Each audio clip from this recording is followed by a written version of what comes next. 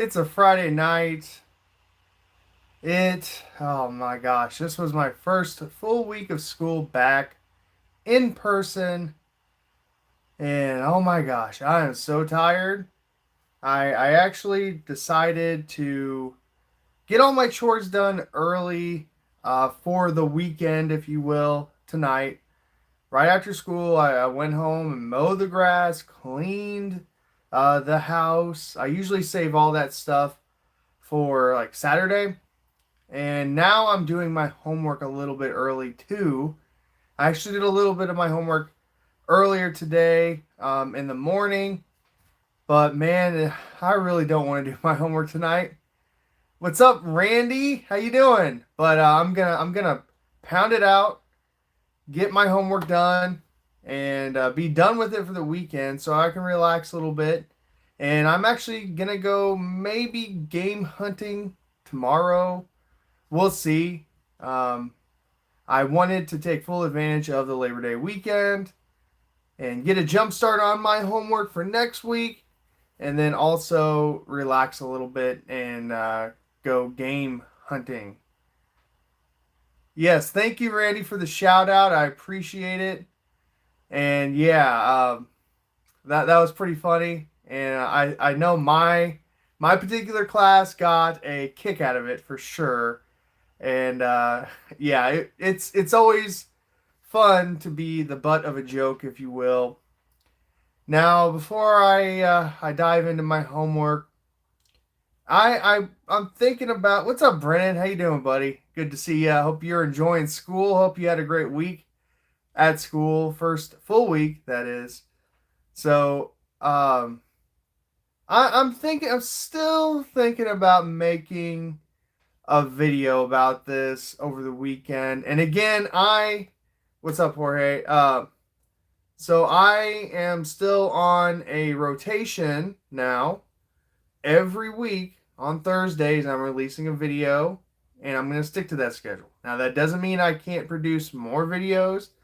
That doesn't mean that I can't live stream if I want to or whatever. Like right now, I'm just doing a random video because I'm procrastinating my homework and I really don't want to do it. But it is what it is, right? I mean, who does homework on a Friday night for crying out loud? Me, actually. Usually my homework is due on a Friday night anyway, so yeah, I usually wait till the last minute to do my homework. And this class is interesting. I'm actually taking a course on Ozark history.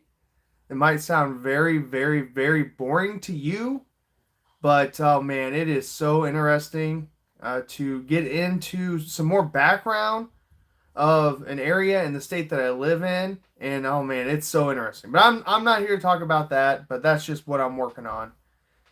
Tonight with my homework, I'm actually going to be talking about Ozark Native Americans. And yeah, that's exciting stuff, right? Now, I'm still thinking about making a video about this back on track. I feel like I'm in my classroom and a kid asked me something to get me off track so that I don't teach all hour. I do that all the time with my kids. But I plan on talking about Mario. I plan on talking about the 35th anniversary of Mario and what Nintendo is doing, planning on doing.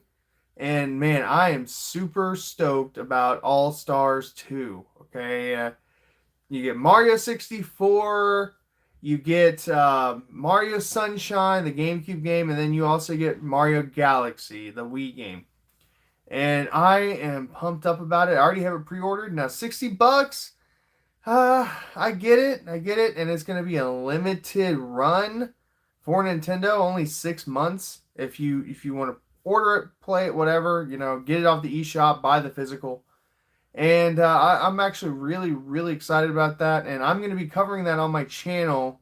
It comes out September 18th. I don't know if I'm going to do a full review of the game, but at some point in time, I will cover the games on that collection. And man, Nintendo killed it with their Direct And it's been talked about for months. It's been talked about, and I've heard rumors. I've heard so many things about this collection, and really the one thing that surprised me the most with this whole 35th anniversary thing, it was cool to see the Mario 35, which is like a battle royale edition of Mario 1. That's cool.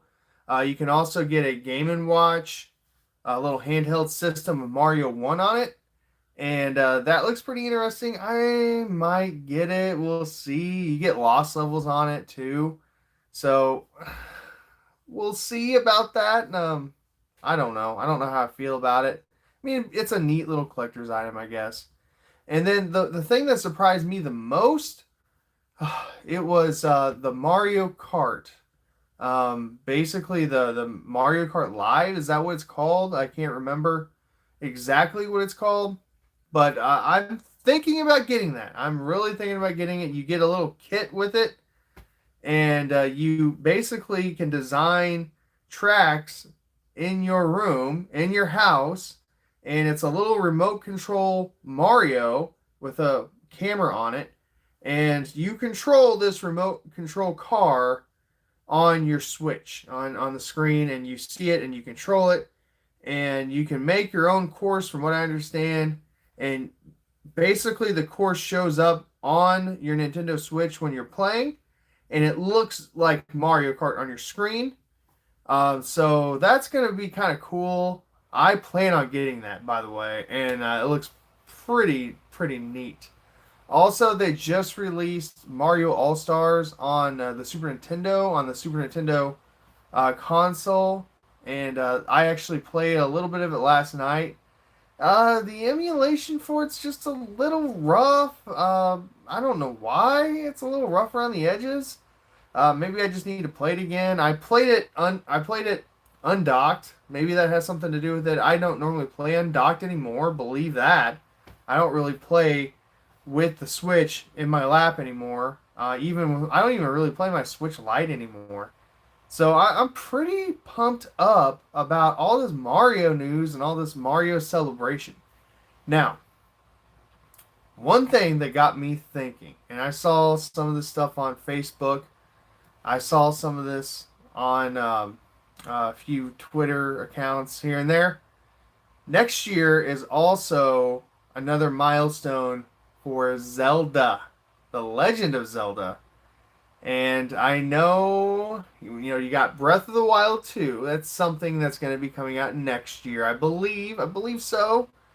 And I don't quote me. I think it's the 35th anniversary. I believe it is.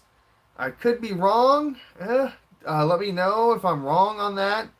But man, there's another big milestone for another huge Nintendo franchise.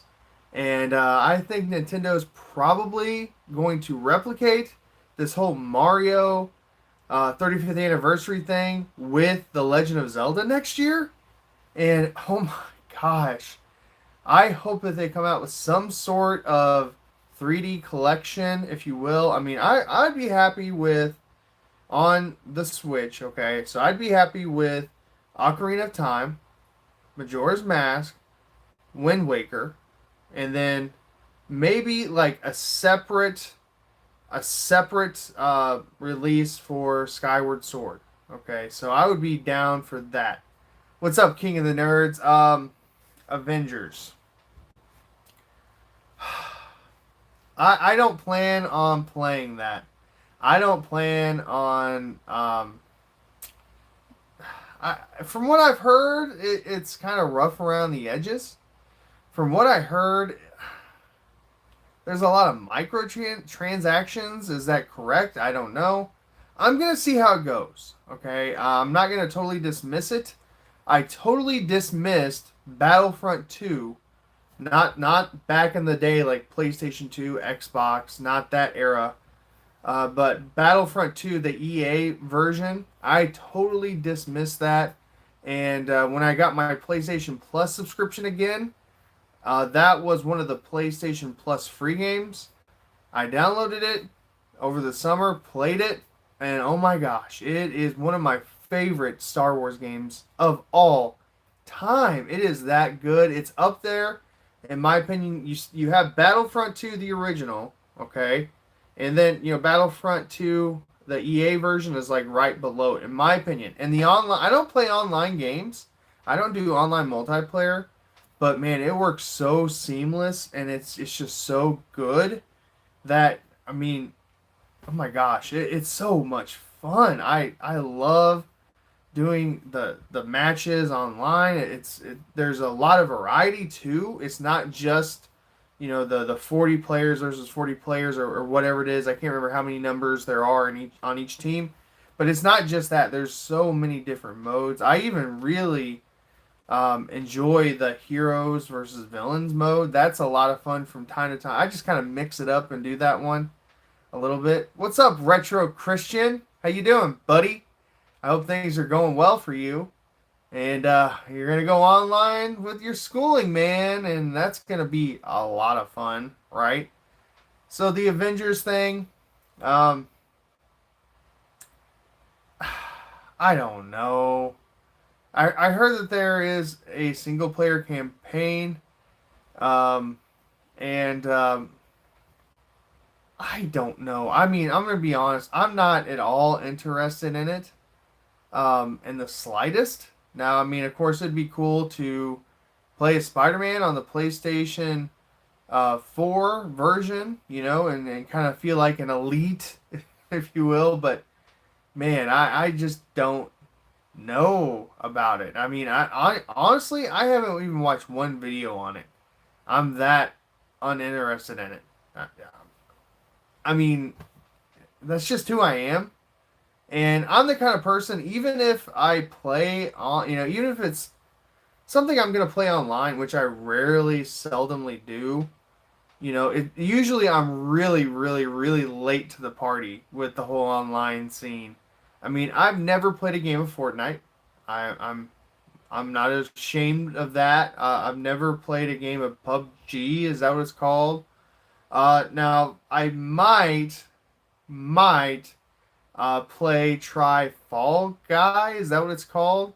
Because that was a PlayStation Plus free game. I haven't downloaded it. It's in my library, so I can download it anytime I want. I've never played any real Call of Duty game. It's just not for me. Yeah, I don't know. So it's a looter beat 'em up or a looter shooter. Um, yeah, Fall Guys, is that what it's called? And I'm not gonna judge that because I've heard so many people talk about that game and just like, oh man, it's so good, it's so good. And I might give it a try eventually. Um, I don't know. That's cool, Christian. I hope you've been enjoying that game. I'm not gonna judge it, and most of the retro community that I kind of follow and talk to and kind of follow their content on YouTube. My gosh, they sing so many high praises about that game. So yeah, but back to the Nintendo rant talk, if you will. I really, really hope Nintendo. I hope that they replicate this whole 35th anniversary thing that they are doing for Mario with Zelda. Now I think, don't quote me on this. I also think that there's going to be another big anniversary Donkey Kong. I think it's the 40th anniversary coming up next year too. So that's something you might be seeing down the pipe from Nintendo as well. Also, Breath of the Wild, huh? You've been playing it on the Wii U for some reason, and somebody bought it for you. I wonder who bought Breath of the Wild for you. But I really hope that they do this. It's a lot of fan service, and it's a safe bet for Nintendo. Really, I've actually heard a lot of people complain about this Mario 35th anniversary thing. Like, man, how many times do I need to rebuy a game? Well, here's the thing with that, pal. That line of thought. just don't buy the game. Don't buy the collection. And it's not like Nintendo is not releasing newer games. It's not like, um, what's up, Iowa Retro Gamer Dad? I'll get to work, I promise. But it's not like Nintendo's running out of ideas. And, there's a rumor out there, there's a rumor swirling around the internet. And usually when you hear things like this, they're true. Usually. But they're apparently next year, 2021, apparently there's going to be a pro version of the Switch. And the sources that I've read, the people that are saying this, usually are right about this. I can't remember if there was like a trademark or something that was published about this Pro system, this Nintendo Switch Pro system. I don't recall how that all has gone down, but Nintendo is not down and out by a long shot. They're not done with the Switch by a long shot. Now, I would appreciate a Pro version. I would appreciate a Pro version with more battery life and maybe a little bit bigger of a screen, just a tad bigger. And then, of course, you want it to go up to 4K. The Nintendo Switch only, I believe, the highest resolution that it goes up to is 1080p. Um, so yeah, I'm really, really, really, really, really excited about this whole 35th anniversary thing, and I don't know. I might make a video. We'll see. We'll see how I'm doing tomorrow. After we do a little bit of traveling and a little bit of game hunting, and I might make a video on that. Now I did. I'll give you a little teaser. I got it this week, and I've already filmed the footage, and it'll be an extra video. So next week's video. Oh my gosh, Thursday's video, guys. If you're not following my new schedule, every Thursday I'm releasing a video. Okay, I actually, oddly enough, I follow this YouTuber, and he's called Camping with Steve. Really, and it's like you watch this guy, and this guy like he does all kinds of weird, wacky stuff. Like he'll do something called stealth camping, and like he'll go to like a rest stop, and he'll try to find like a thicket. What's up, Charlie Brown? How you doing? He'll try to find like a thicket of woods or something, like trees, and he'll try to camp overnight somewhere uh, where he can't be seen, and it's somewhere where he's not supposed to camp. And he's just a really funny, cool Canadian YouTuber, just kind of doing this stuff on a whim, and he's gained a lot of subscribers here. His videos range from like 100,000 to 1 million views in that range. That's how many views he gets. But anyway, he releases a video every single Thursday. That's what I'm getting at, and that's kind of where I'm stealing that from. And the reason I kind of explained this in my channel update, but there's two reasons why I'm gonna try to stick with this, especially since I'm in a master's class. Like right now, I'm supposed to be typing up some homework. I've already done my reading. I've already done a few responses, so yeah, I'm good to go.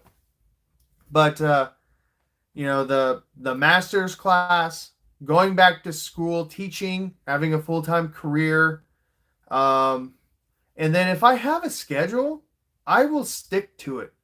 There's times in the school year when I get really, really busy, especially when I coach wrestling or tennis, and I just kind of forget about the channel a little bit. It just kind of goes to the wayside, as it should. There should be balance in your life. There should be balance with what you do for fun, and you should have fun, but things in your life need to be balanced, and that's what I'm doing right now. I'm adding balance to my life. I'm adding balance to my YouTube life, and I think it's going to work out very well for me. Mental health is something that I'm thinking a lot about lately, with being in the classroom again, face to face with students, and just the workload I have with trying to get ahead a little bit and think about if I have to go online again and teach distance learning style, not face to face style, if you will.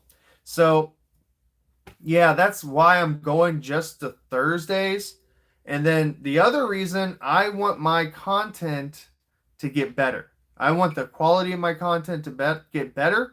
I want to focus on one video, and if something is wrong with that video, if something doesn't sound right, the quality doesn't sound right, or if I want to learn how to edit a little bit better, a little bit more efficiently, if I can focus on that one project at a time, I think I'm going to be a little bit more successful with it, and just get better at editing in general, and just thinking about content in general. What is up, Geek Hero Bubba?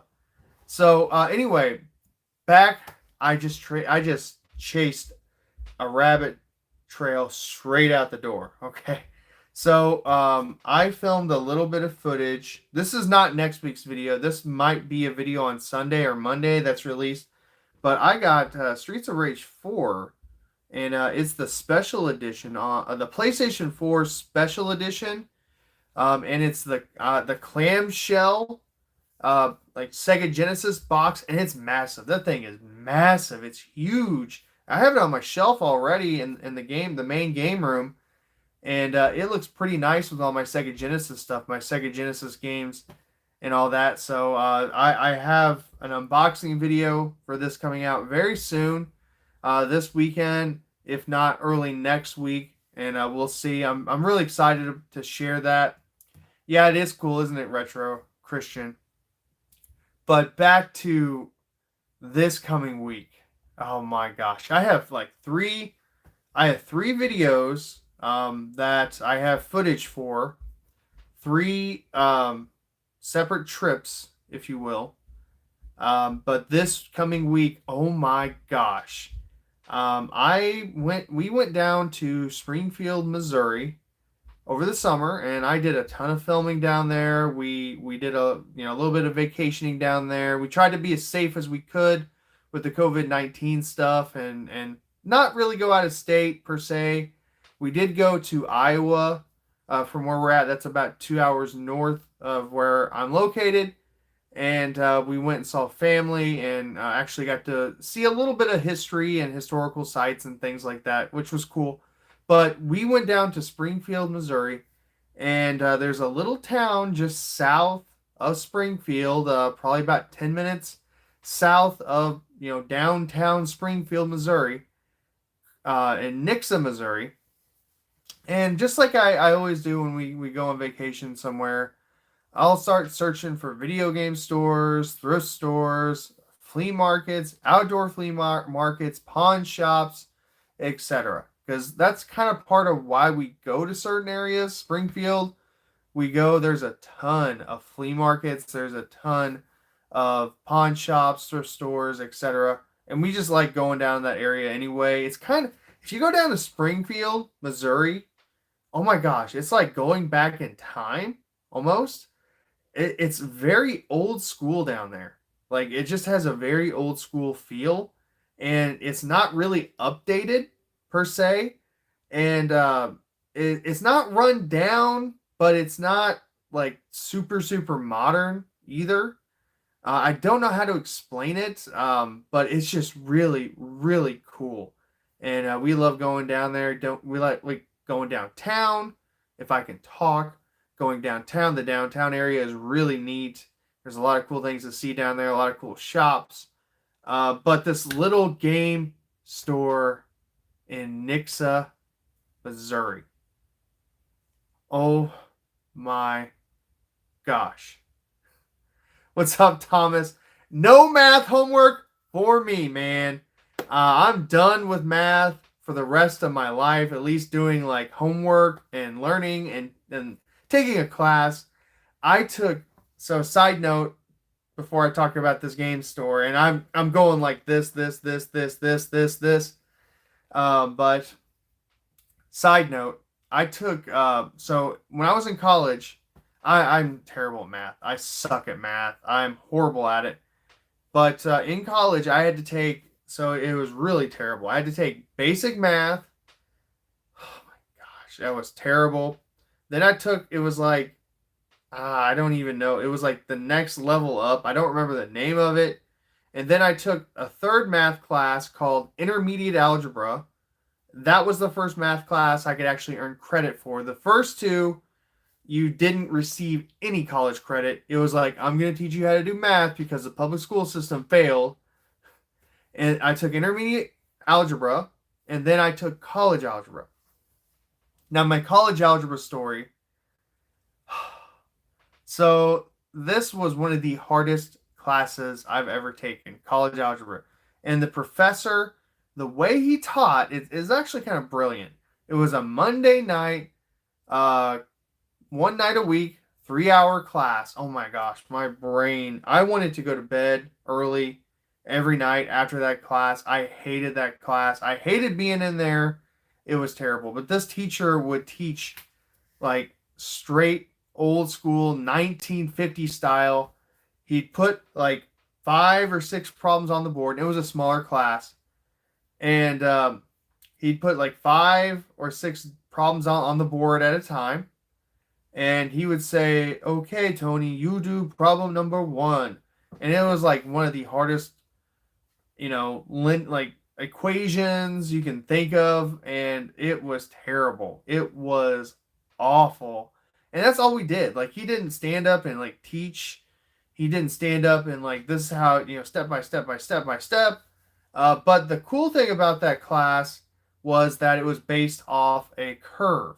And with that, the highest grade in the class, which it wasn't my score, it wasn't my grade, the highest grade in the class, and I'm not even kidding, was an 83%. So that person who got the 83%, they got 100%. I believe I got a 96%, like my actual percentage, and it ended up being a beat somehow, with the average and all that, the curve and all that. So that's the only way I passed college algebra. Oh my gosh, it was terrible. Okay, so enough about math homework. My major, good question. So first off, Retro Christian, good luck with your geometry this year. Geometry was really hard for me. I'm not very good with conceptual stuff like that, but so my major, I have my teaching degree. All right, so I have my BS in secondary education, Bachelor's of Science in Secondary Education, right now, and then I also have a Bachelor's of Art in History. So I have my undergraduate work in history and in teaching. I'm a high school teacher. I teach social studies. I teach American government, AP government, and I also teach American history. I have taught AP U.S. history in the past.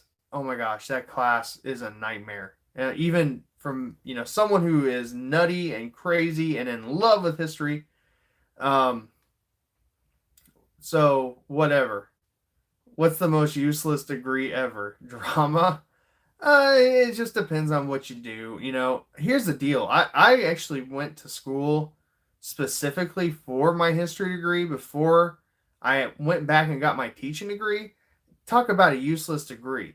So you have to, now it serves me well now in my career and what I do. But here's the deal though. Most people, they get their bachelor's degree in history, and then they usually they go on and get their law degree. Like they'll go on and learn how to practice law and go through the whole becoming a lawyer thing. Or they'll go on and get their PhD. They'll go on and work on their master's in history, or they'll work on their PhD in history. I'm working on my master's in history right now, and I'm only, so it's a 30-hour program, and most master's level work that's about average, about 30 hours or so, maybe 35, somewhere around there. But I have 6 hours in, so I took a spring class. I'm only taking one class at a time, 3 hours at a time. So I took a spring class, passed that. Took a summer school class, I passed that, and now I'm in the fall semester. So this is semester 3 for me.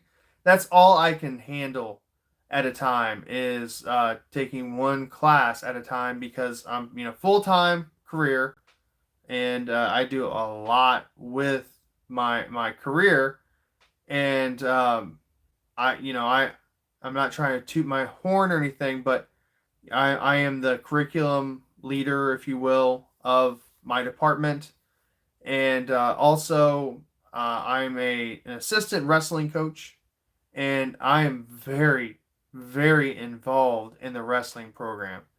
And I choose to be. I want to be. I love being involved from head to toe in the wrestling program, from the youth program, the middle school program, the JV team, the varsity team, and now the girls wrestling team. I'm getting involved in that as well. We're starting first year ever where I teach a girls wrestling team, and I'm really really excited to be involved in that. I'm really really excited to help out with that and grow that because it's the first. I mean, you can say that you're a part of helping the first team girls team ever. So yeah, that's awesome, Huss, about your engineering degree. That's really cool. And yeah, a lot of colleges across the country, because of COVID-19 and just lack of funding and resources, they have cut wrestling. A lot have,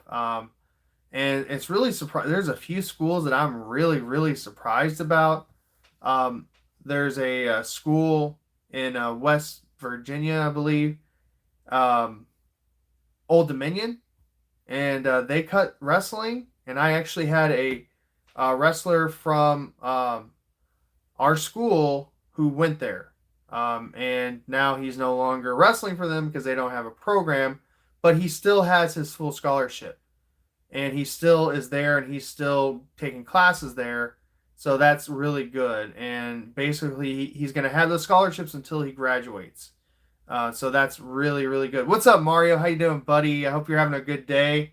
Hope things are going well for you, man. And it's good to hear from you.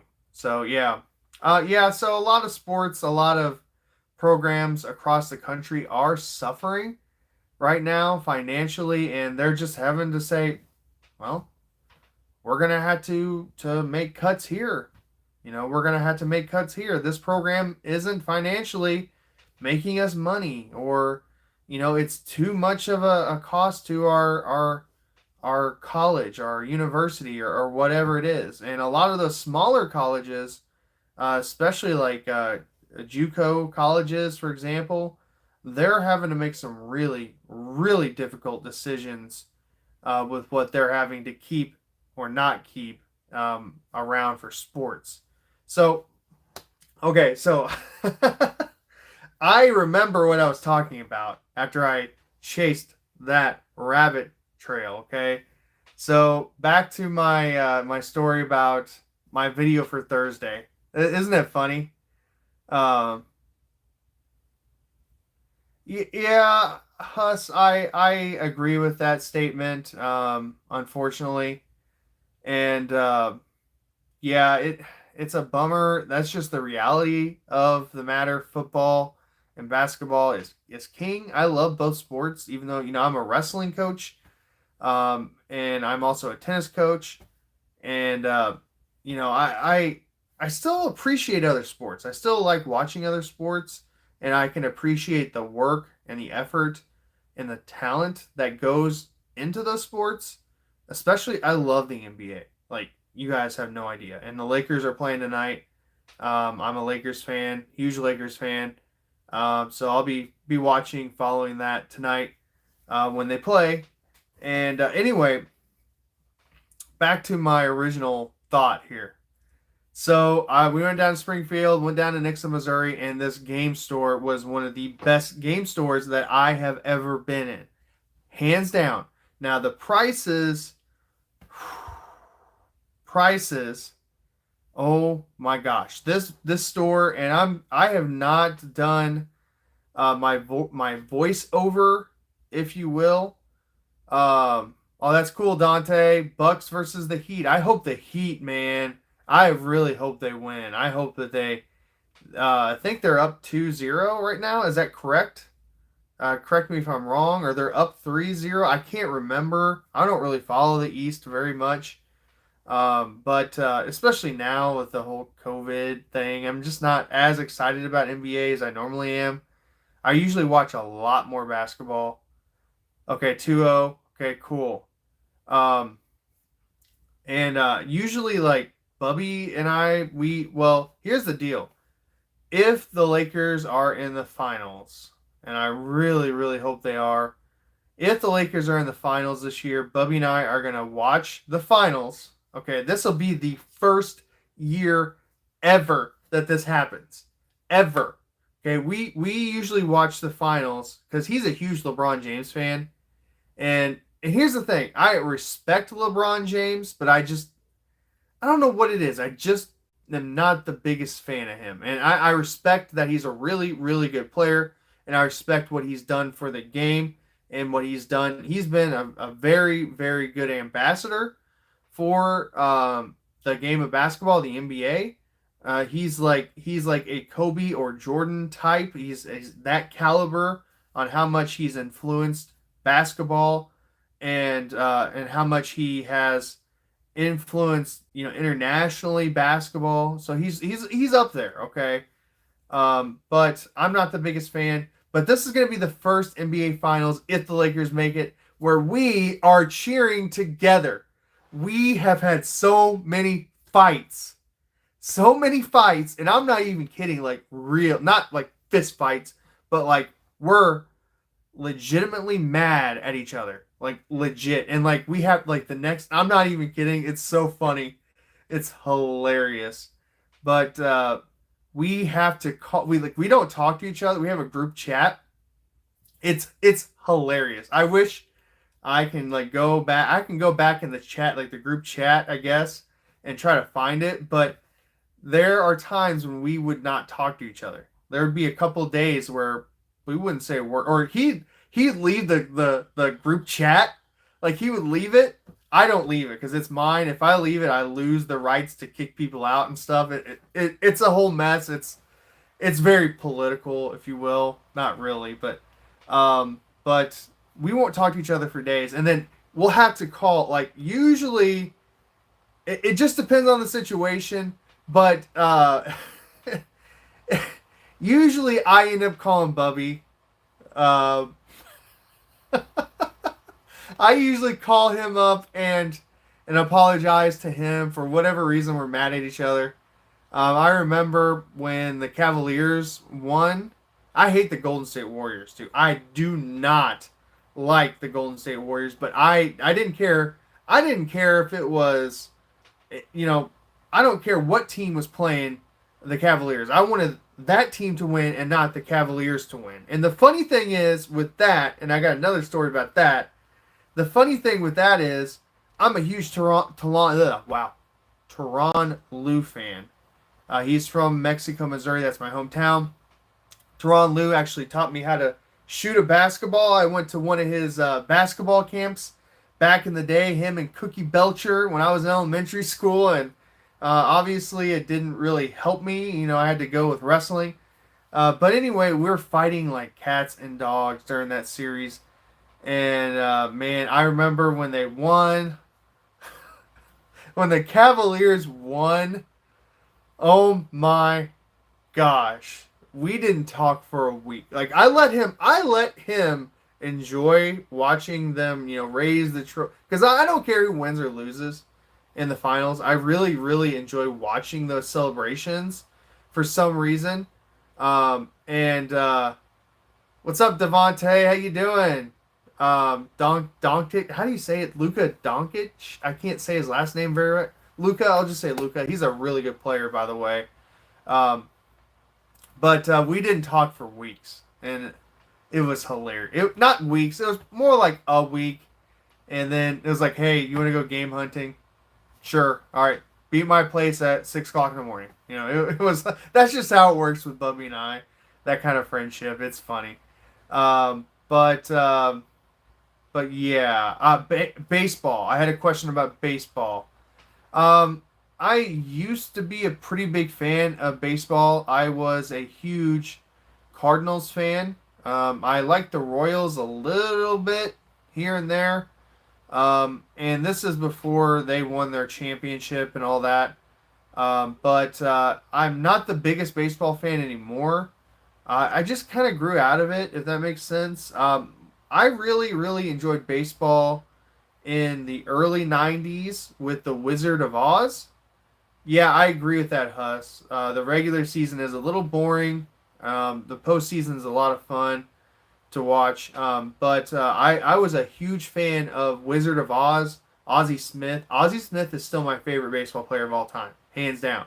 Ozzie Smith, the things that he did, he was so athletic. He was so charismatic too, and the things that he did for the city of St. Louis, man, he was a great player, and he still is kind of involved in that community. I was really into the hype of Mark McGuire, and say what you will about him and Sammy Sosa, but I really, really enjoyed that summer. I believe it was '98 when they were trying to break the record, the home run single season record, if you will. And I ate that up. And when Mark McGuire would hit a home run the next day, you could go get a Big Mac for 99 cents. And I worked at a grocery store. Um, or no, I was too young. I'd be too young for that. But my parents knew about that. That's what it was. My parents knew about that, and they knew I love Big Macs. I still do, but I don't eat Big Macs anymore. I'm kind of on a special diet right now. Not a special diet, a lifestyle change. This is not a diet; it's a lifestyle change. But we would go get the 99 cents Big Macs if Mark McGuire hit a home run. And we loved that. And we watched baseball all the time. So back to my original story. And man, I wasn't planning on live streaming this long. That's cool. So back to my original story. This game store in Nixa, Missouri. It's called Game World. So I'm giving you guys a little taste of my video coming up this week. Game World in Nixa, Missouri. You guys can look up their Facebook page if you would like to. And they have some pictures and stuff like that. But this store has some of the best video game selection, like some of the rarest, some of the hardest to find stuff that I've ever seen in a store. Like, I was going shelf by, it wasn't just your common crappy sports games for Super Nintendo, Sega, Nintendo. I mean, if you would look through their inventory, you'd be blown away. And the worker there in the store, he's the only. I think there was like two people.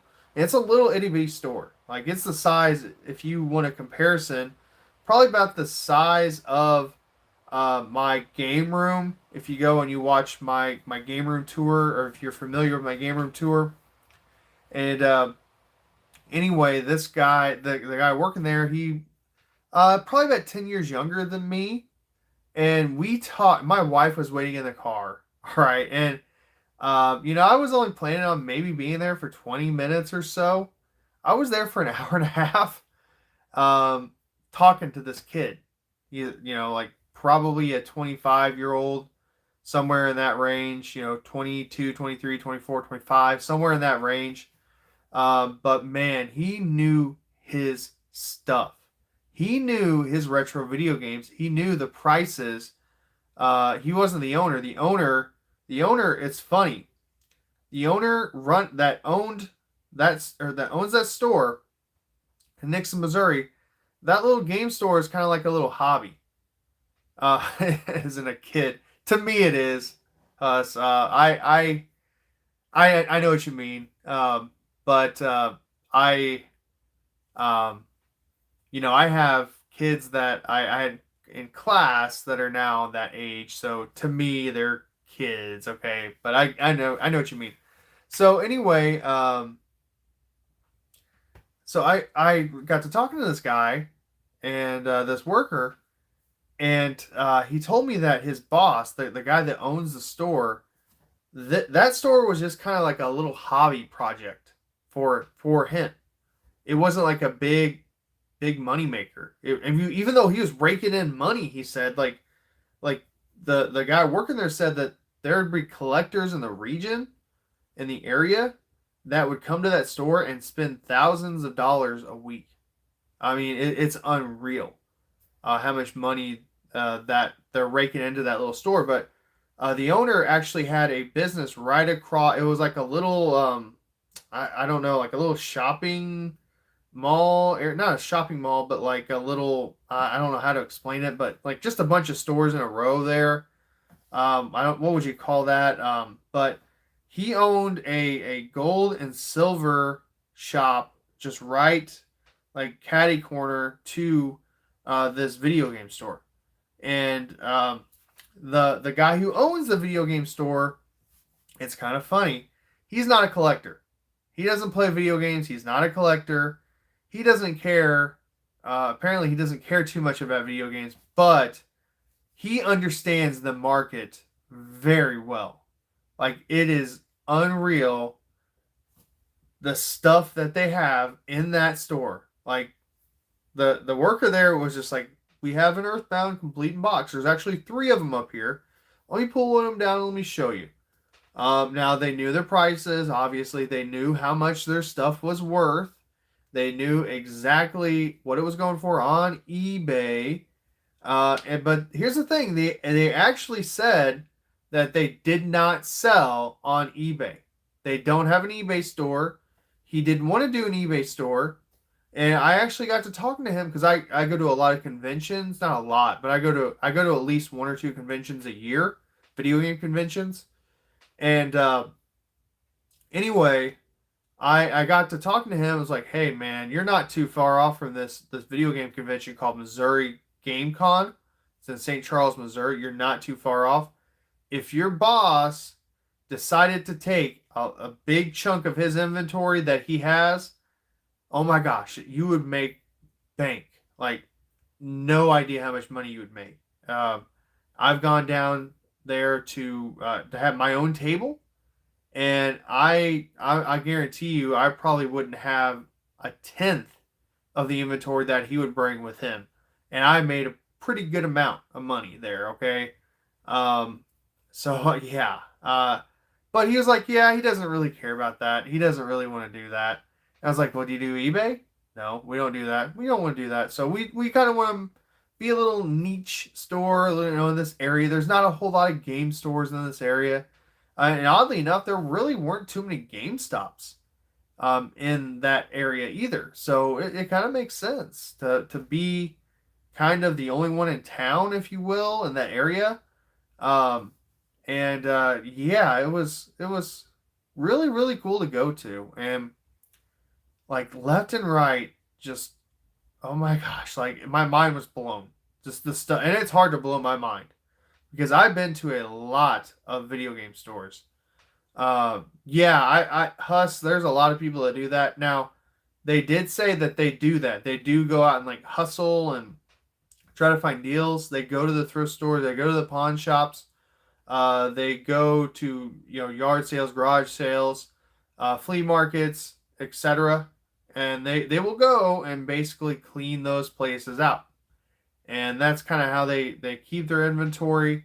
And it really helps that if you're like only like one of like a few game stores in an area, people find out that you're buying video games. If they find out that you're taking in old video games, that's, I mean, that's just more for you. That's just more for you to have, and you can jack that price up just a little bit. Now, they did say that they had like a storage room, and they had like triple. He told me it was like triple the amount of what they have in the store, and that's where they take stuff that they need to process. That's where they take stuff that they need to just clean, sort through, and make sure it's working and all that stuff. So it seems like it's a pretty legit business, and the kid there, the worker there, I keep calling him a kid, sorry, but the employee there, he was really really cool. And I tell you what, that was probably the thing that I was impressed about the most, was this employee's knowledge and his knowledge base.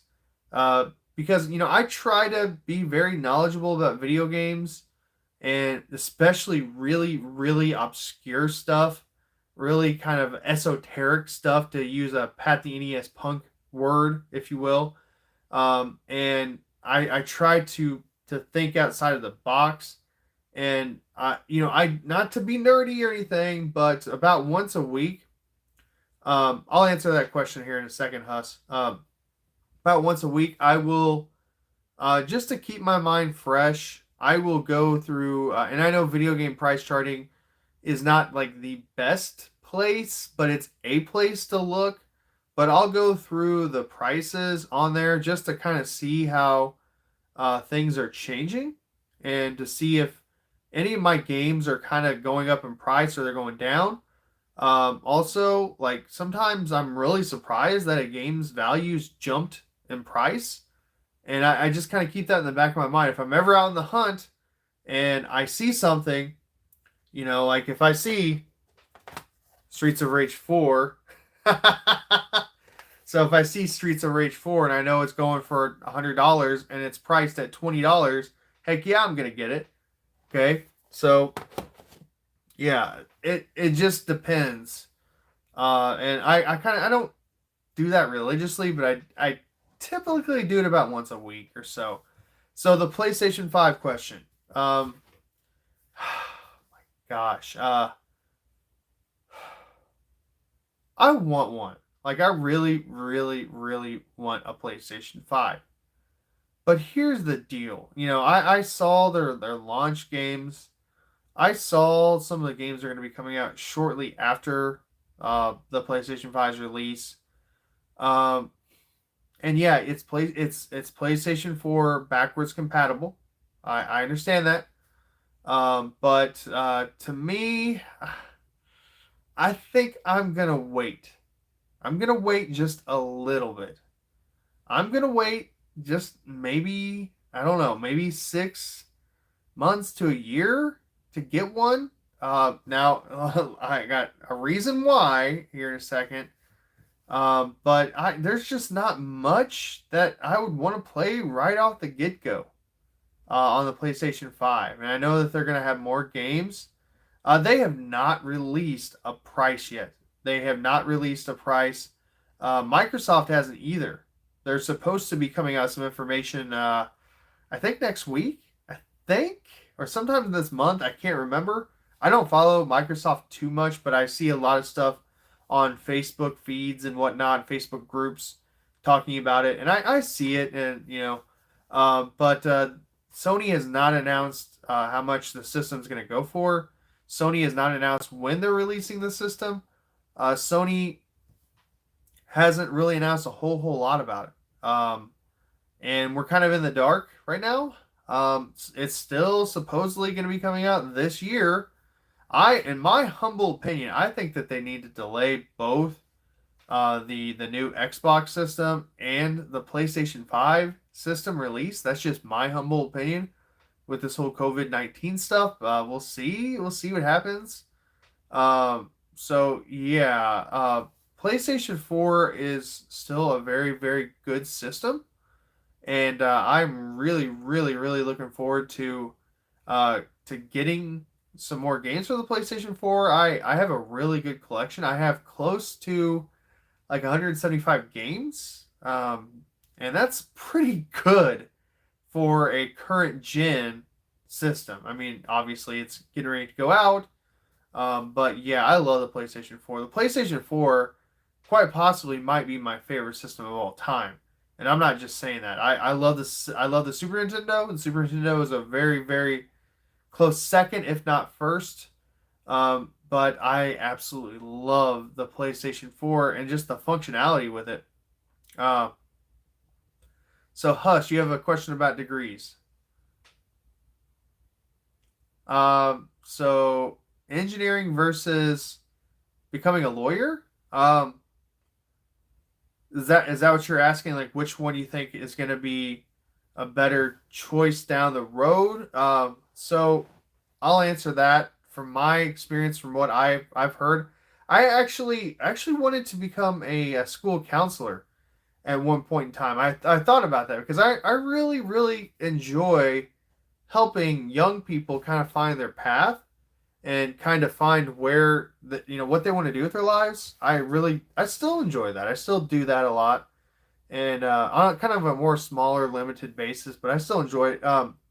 So to answer that question, I think both fields are going to be very viable in the next 4 to 5 years. They're going to be very stable, if you will. You're always going to need engineers. I know that this whole boomer generation, the baby boomer generation, they're getting older and older and older, and that whole crop of engineers, they're getting older, and they're getting to that point where a lot of them are going to be retiring, if not retired now. So there's going to be a very high demand for engineers. Now I don't know about like lawyers per se, like if there's a lot of baby boomers in that mix, but I wouldn't be surprised if there were. Lawyer, it's kind of like doctors, being a lawyer. Okay, so being a lawyer, there's always going to be a demand because it's so expensive to become a lawyer anymore, and it's very difficult because you have to know the law. You have to be able to pass the bar, and yeah, but it depends on what you want to get into with law. You can get into a lot of cool things, and you can potentially become a judge too. That's something cool that you could possibly get into eventually. I know, like if you're a defense lawyer and all that, it might be a little shady. Protecting people who potentially murdered other people. So it just depends on what you're wanting to do. But there's a lot of different things you can do in the law field.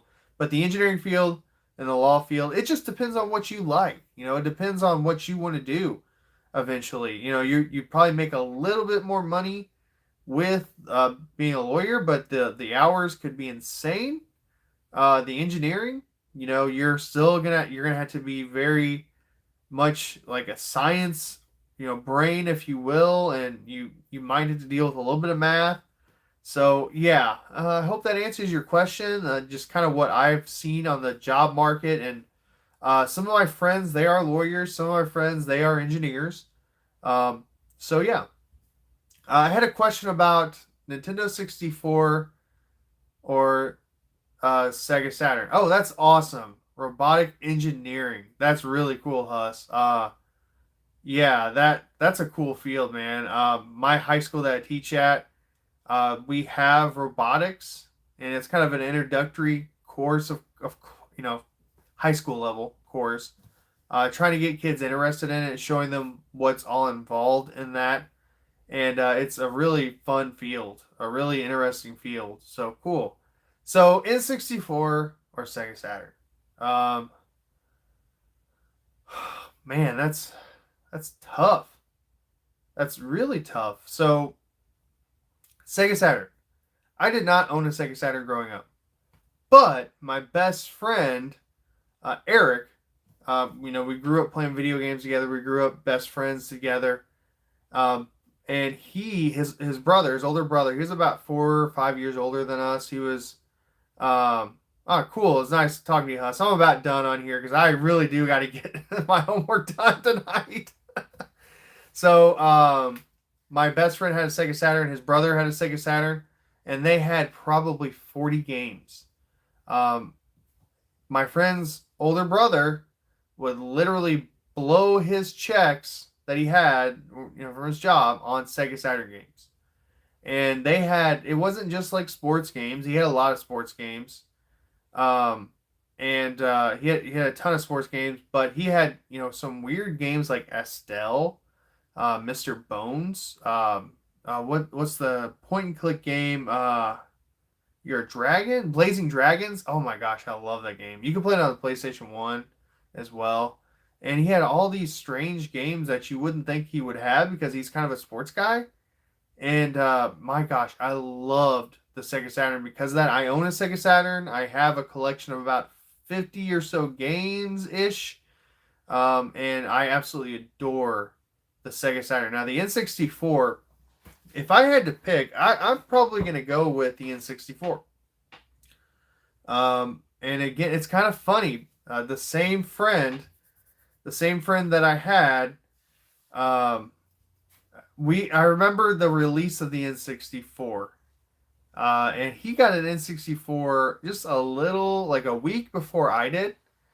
And I remember he got Turok, Dinosaur Hunter, and just going over to his house playing it. He also had Mario 64. Oh my gosh, so many good memories. I have a complete Nintendo 64 collection.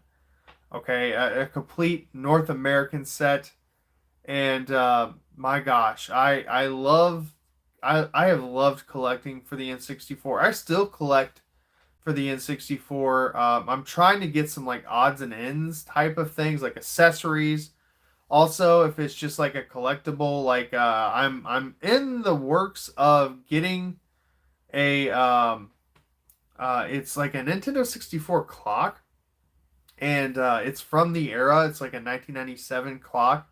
I believe it was a Nintendo Power, like you basically order for it and come to you in the mail type of thing. So I try to collect stuff like that too for the system because I really want like a really cool, just kind of bizarre not just all the games. I love the games, but I kind of want to have like an eclectic collection of the N64. And here, let's just go look. Let's go look at my N64 collection. Why not? Let's procrastinate a little bit more. And I apologize if the stream is, getting a little, I don't know, jumbled up here. I don't know if the quality is going to go down because I'm moving my phone. I'm streaming out my phone, by the way. We're going to go look at my N64 collection. It's going to be a little dark here because I have my lights off. Right now, we're going out of the podcast room, and I'm going into the main game room. And this is something kind of cool that I just acquired. It's, let me move back here. This is a Chicago Bull vintage 1990s. It's like a little toy, made for kids backboard. And I have watched The Last Dance twice now. I watched it when it was originally on ESPN Plus, and then I watched it when it was re-released on Netflix. And I saw this at my local thrift store, and I was like, that is going down in my game room. It's vintage. It is from the 1990s. It's from the Jordan, Pippen, Rodman, Steve Kerr era. Okay, so I had to get it. Let me turn on the light for a second, too, just so it's not too dark. And whoa, voila! There's light in the game room, if you will. Let me turn on the other light. Make sure you guys don't see my my clothes on the floor. My wife, she does the laundry down in the game room, and it looks like it's in pretty good shape. You're not going to be able to see it. This is a random stream, I know. And sorry for the loudness here. Let's look at my N64 collection real quick.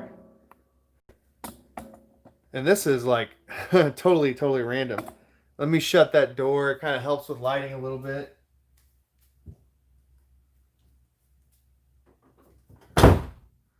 It's a Friday night and I don't want to do my homework. Gosh dang it. Okay? So sue me. Let's move this a little bit.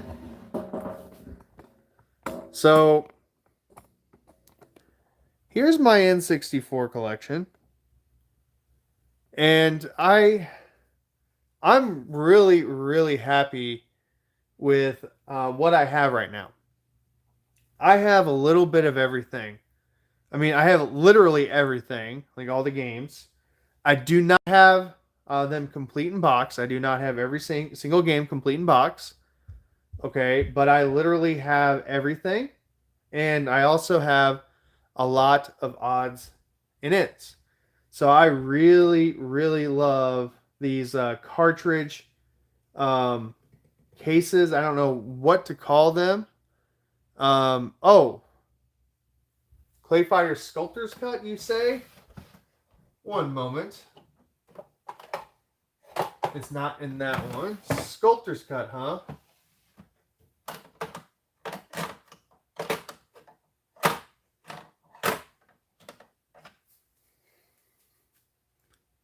I have it.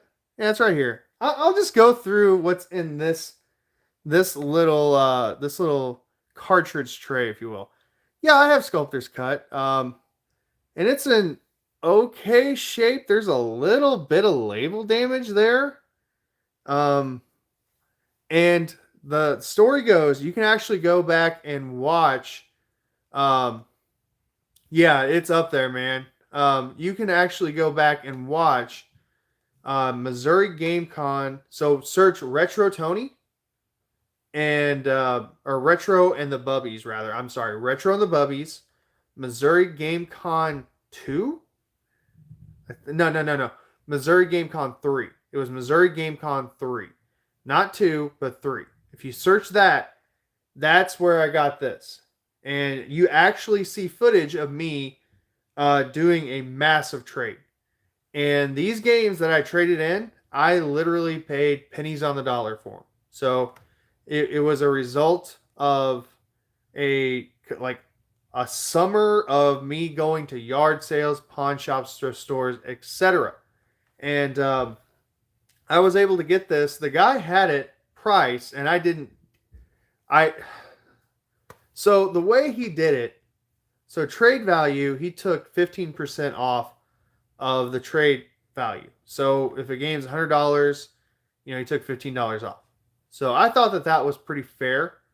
So yeah, he wanted $500 for this, and I probably spent on those games that I traded into him. I wish I could have kept a little bit better track of that summer with what I got in trade value for this and what I actually spent on the games. I maybe spent anywhere between $80 to $100 on those games, and there were a lot of games, a ton of games that I traded to this guy. Just watch the video; it speaks for itself.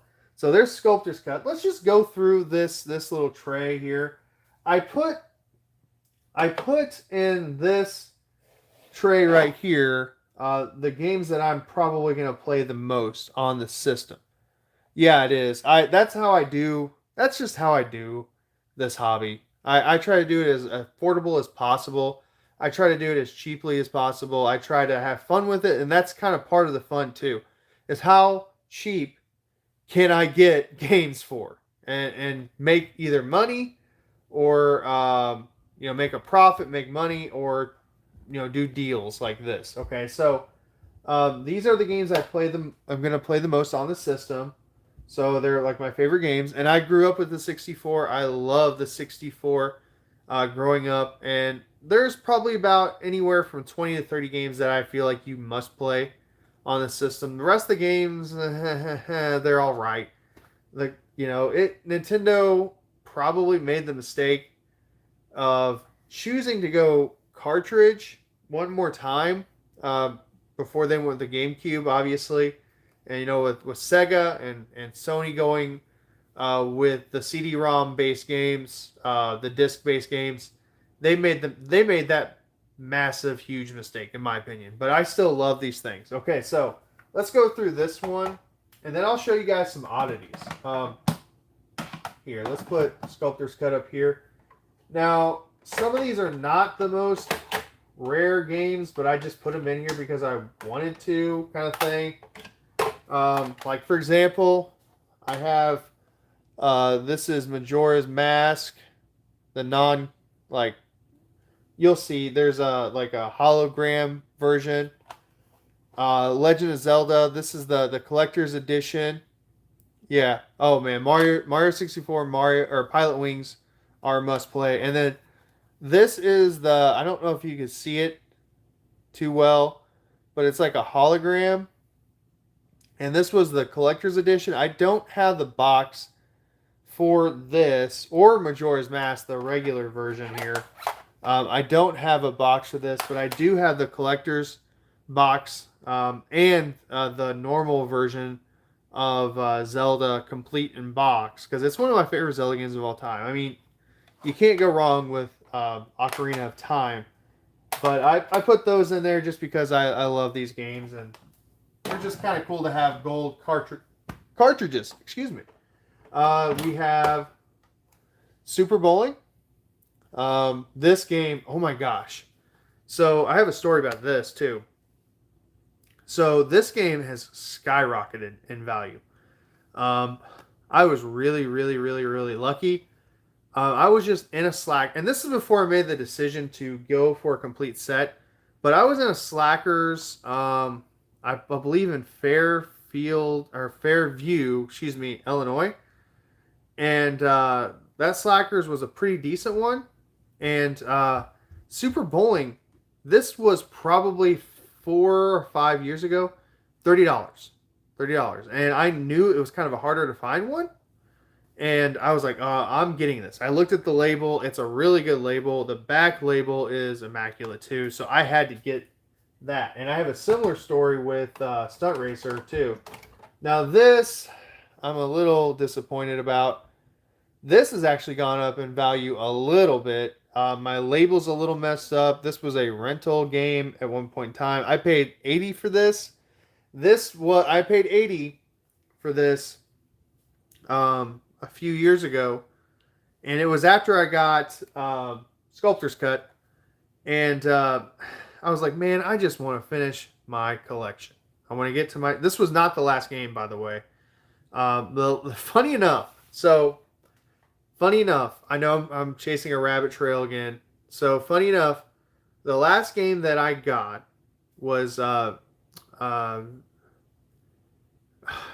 it's that Vigilante. Oh my gosh, is it Vigilante Offense? Part 2. And I went through and I looked at all my games. I wanted to make sure I had every single game. I wanted to take inventory of my collection, and I was missing one game. So I was like, what the heck?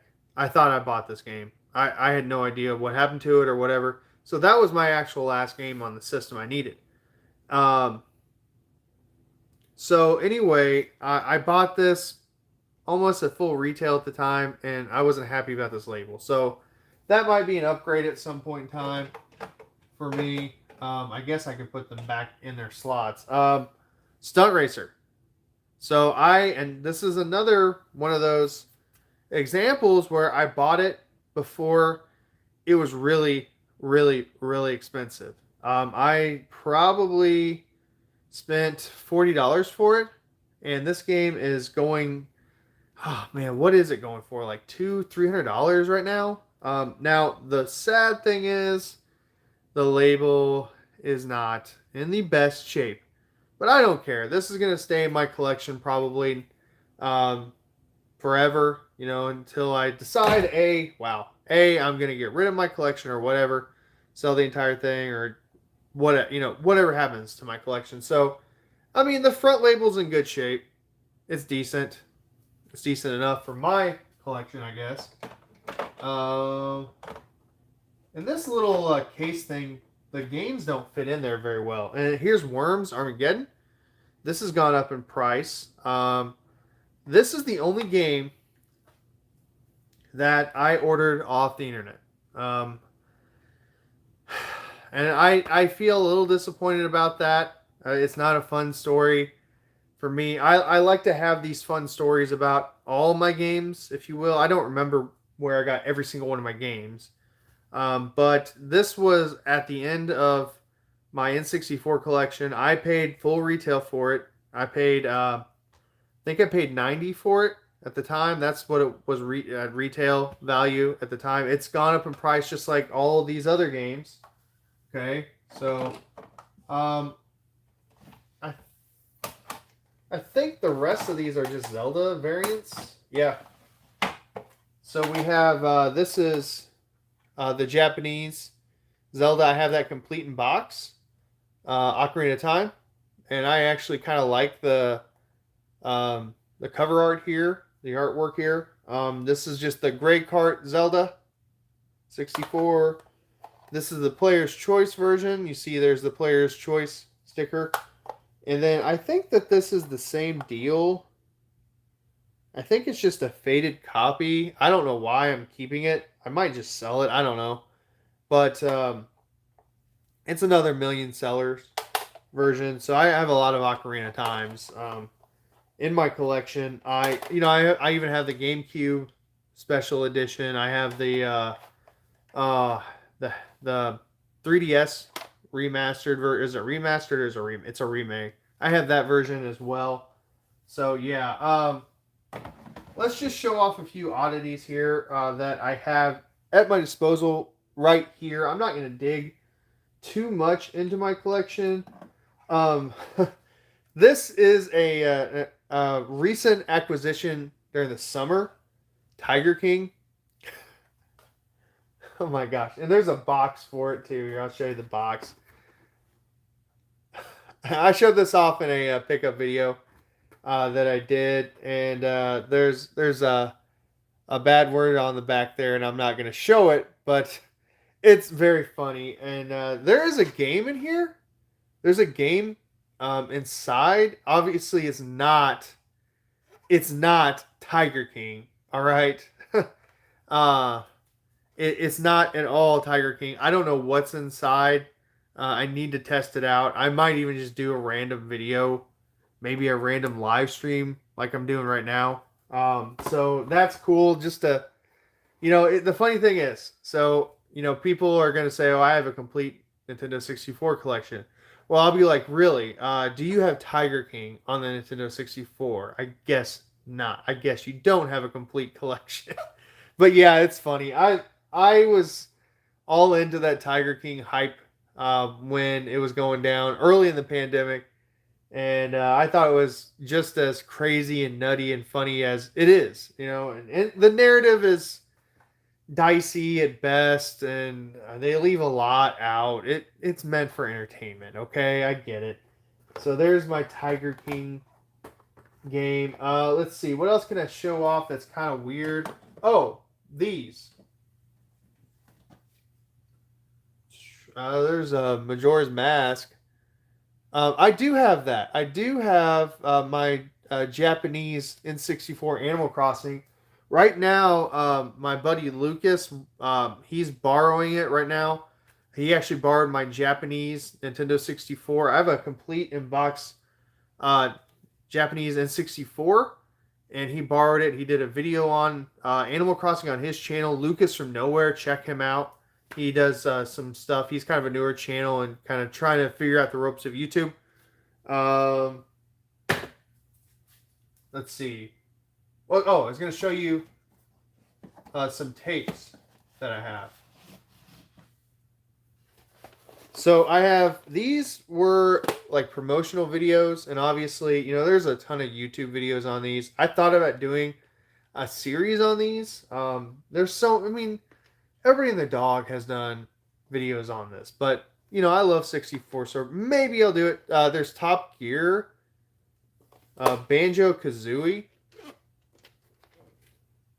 and these would be sent into like toy stores, Toys R Us. You can also, if you had a subscription to Nintendo Power, you would get one, I believe. Here's one for Star Fox 64, and man, that's a cool video. That's actually a pretty cool video. Here's this is kind of interesting. So this is when Nintendo, they decided to they had to push the release of the Nintendo 64 back. I can't remember how far back they had to push the launch, but I have this little promotional video, and it's showing off the launch titles. And this is one of my favorite things I have in my N64 collection, because this was in Toys R Us. This particular one was in my local Toys R Us. I know that for a fact. And, good old VHS here going on. And then this as well. This is Hot News N64. And again, it'd be like playing on loop at like a Toys R Us. This even says Toys R Us right here. And that's just really cool. But it'd be playing on loop, like upcoming games or games that are out. This particular one, you have, it looks like Jet Force Gemini, Donkey Kong 64, and Perfect Dark, maybe? Oh, it's Jet Force Gemini and Donkey Kong 64. So, yeah, they'd be playing in the background, in the video game section at the store. And, yeah, it was just cool promotional material from the 1990s. And I love having weird stuff in my collection, my N6, just my collection in general.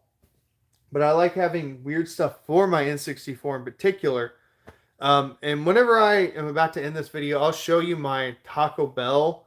I actually showed it off in my game room tour video. I'll show you my Taco Bell Shadows of the Empire sign. It was something that was hanging in Taco Bell when they were promoting a bunch of Star Wars stuff. They were promoting the special edition, and then right around the same time, Shadows of the Empire was coming out for the N64, and they were doing like a giveaway, a Nintendo 64 giveaway, and I believe they were really, really pushing Shadows of the Empire, and I'll show you guys that at the end.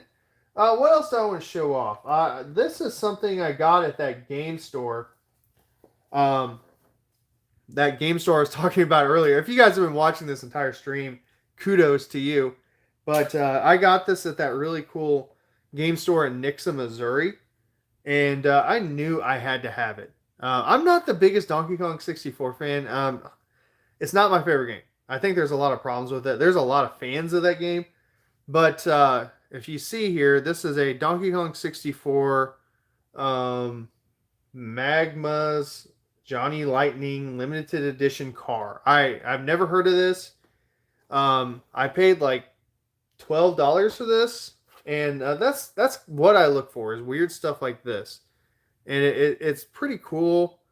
I mean, if it says Nintendo 64 on it, I'm probably going to get it. If it's at a decent price, I'm probably going to get the thing. And I'm surprised there's not like other like N64 games that they're trying to make cars of. It looks like there's some like monster model, not monster models, but like classic monsters that they had cars of. There's James Bond, so U.S. Postal Service, whatever. So that's kind of cool. What else do I have just right offhand I can show you guys that's kind of weird? I have a lot of boxes. Here's Zelda. This is the Japanese version. Complete. I have a complete in box. My gosh. This sign. I have a Nintendo 64 sign here, and it's not original. I got that at a game store in Warrensburg, Missouri, at a really, really cool video game store. They weren't just a video game store; they were like a record store too. I have a lot of games complete in box. I have a lot of Japanese games complete in box. Let's look at those. What I have, and that's kind of the start of it for my Japanese complete in box games. Here's my. I was talking about this earlier. Here's and it has some problems, some cosmetic problems. This is my Ocarina of Time Collector's Edition box, complete in box. So this was like day one with the gold cartridge release, and if you have this complete in box, it's very, very sought after and valuable for sure. Oh, here's another really kind of hard box to find too. International Superstar Soccer 2000. I got that at Missouri Game Con 3 as well. That's in that video I referenced. And I really wasn't trying to get this complete in box. The Heat lead 3-0. Wow. Yeah, Giannis, man, struggling hardcore. Ooh. Yeah, that's hard, man. Thanks for the update. But International Soccer 2000, that's a hard box to find, and it's in pretty dang good shape too. So let's look at my Japanese N64 boxes. It's been a while since I've looked at these, so I got these for a really good deal. I paid something like $10 a piece or less for these. I got these in a really good bundle deal from my good friend Matt, and I at one point in time I still might do this. I don't know. I would like to possibly get the complete PAL set. I don't have a single PAL game yet. I think there were like 40 to 50 PAL exclusive games. I wouldn't want the complete like North American PAL set. I would just want the exclusives, if that makes any sense. Like some of these are exclusives that were only released in Japan. So I have a decent Japanese collection. I have 40 or so Japanese N64 games. I have Ultraman 64. This game sucks, by the way. A lot of these games either you can play pretty easily or there's a big language barrier. This is one of those games that there's a huge language barrier. I don't know where I'm putting these. I guess I can put them back where I got them. This is... What is this? I think it's a Gundam game, like Gundam Wing. And look, it's really cool. It has the original price tag from Japan. That is so radical. And it's complete in box. I assume it looks like an RPG. Yeah, it's an RPG. So it's like a Gundam Wing, I guess a Gundam Wing RPG on the N64. So maybe if I can find like an English patch or something, that might be kind of cool to check out. We'll see. I have, this is radical, and I love the box art for this. Now, I don't have the North American box, but I have the North American game. Beast Wars. Okay. Transformers Beast Wars. And this is a really crappy game. It's a really crappy fighting game. But my gosh, the cover art is so cool. I was a huge fan of this series as a kid. I know that's kind of like blasphemous to say because the original G1 series is like the best or whatever, but I wasn't alive when that was out.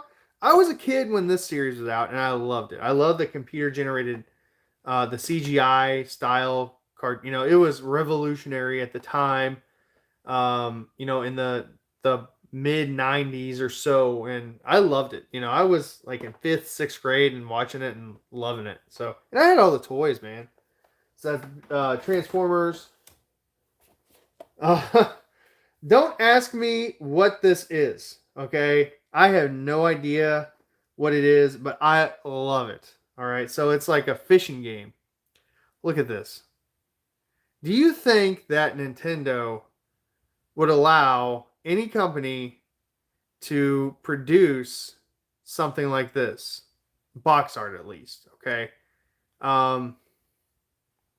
I have no idea what this is, but apparently you could use the fishing rod accessory. I believe that was only released in Japan. And this is HAL Laboratory. This is a HAL Laboratory game. I just now noticed that. Yeah, bizarre stuff. But I love bizarre stuff like this, man. And again, I got a really good deal on these games when I originally bought. Now I did pay $20 for this one. This is Castlevania, the first Castlevania game, and I got it mostly for the box art. So I had the original price tag, the original price tag from Japan, and then what I paid for it. And I am tempted to kind of keep price tags on games anymore. Just because I kind of like that history, especially if it's from who knows, like KB Toys, Toys R Us, even like Walmart stickers from the 90s, I'm a little nostalgic for, or Kmart or something like that, or Target. Um, so so yeah, there's Castlevania, and the artwork's pretty cool. I think it's more in line with the original series, original Castlevania series, the Nintendo and the Super Nintendo series. So yeah, the artwork's all right. The game sucks, by the way. I hate both of those games. This, I have no idea. I've seen this cat before, but I not a clue. I have not a clue what the heck this is.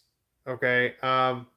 Again, I paid $10 for it, and I couldn't pass it up. I mean, complete in box, in protectors. When I bought it, they had the case protectors. I don't really go for the case protectors for any game really. I just kept them in here because why not? You know, because I'm not going to be playing these anytime soon. I don't know what this series is, but that's pretty cool. Now these were radical to have or to find for $10 a piece. So they're Pokemon Stadium 1 and 2. So, um, but yeah, so this is weird. All right, this is really strange. And I don't know the full story why it was released like this in Japan. But Pokemon Stadium 2 here is actually Pokemon Stadium 1 in Japan. Okay. I don't know what's up with that. I love the box art on here.